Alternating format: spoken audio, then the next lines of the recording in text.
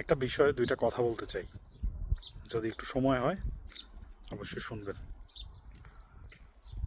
এখন পবিত্র রমজান মাস, এই মাসের পবিত্রতা সম্পর্কে আমরা সবাই জানি, কিন্তু আমাদের বাংলাদেশের যে কালচার, ওই কালচার সেটা সম্পর্কেও আমরা জানি।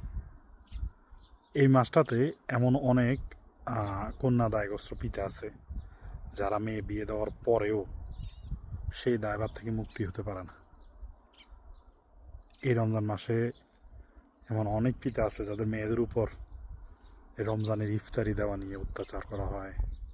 এমন অনেক নিউজ আসবে যেখানে তাদেরকে পাশবিক নির্যাতন করা হয়। অনেক সময় তো দেখা যায় মৃত্যুর খবর পর্যন্ত পাওয়া যাচ্ছে, আত্মহত্যা করে। কারণ বাপের ওই সামর্থ্যটা নাই যে মেয়ের শ্বশুরবাড়িতে ইফতার দেবে মেয়ের সুখের জন্য। কিন্তু যে শ্বশুরবাড়ির লোকজন যে অমানসিক কাজগুলো করে, এই অমানসিক কাজগুলো আসলে কিন্তু সমাজ থেকে কখন যাবে যদি আমরা সবাই এটার বিরুদ্ধে কথা বলি, তখনই যাবে।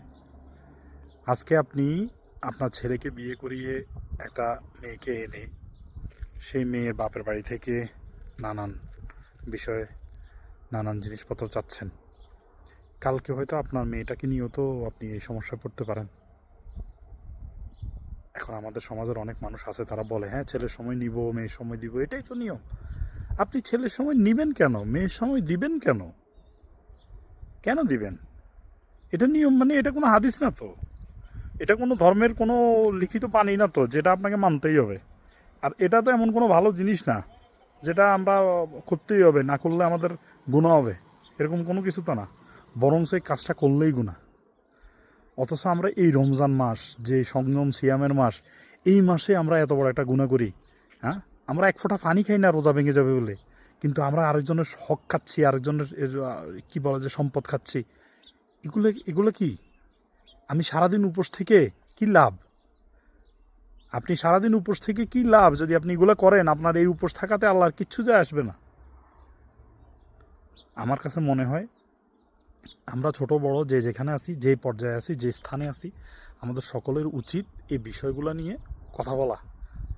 অন্তত সারা বছর না বলেন, এই রমজান মাসে কথা বলেন। কারণ এটাই হচ্ছে মানে পারফেক্ট একটা সময়, যে সময় আপনি এই বিষয়টা নিয়ে কথা বললে কাজে লাগবে। সারা বছর তো এগুলো নিয়ে অনেক নির্যাতিত হয় অনেক বোন, যৌতুক নিয়ে, নানান সমস্যা নিয়ে। কিন্তু এই রমজানে যেগুলো নিয়ে হয়, এখন এই বিষয়টা নিয়ে একটু কথা বলি, একটু কথা বলেন। আপনার কাছে যদি মনে হয় যে হ্যাঁ বিষয়টা নিয়ে কথা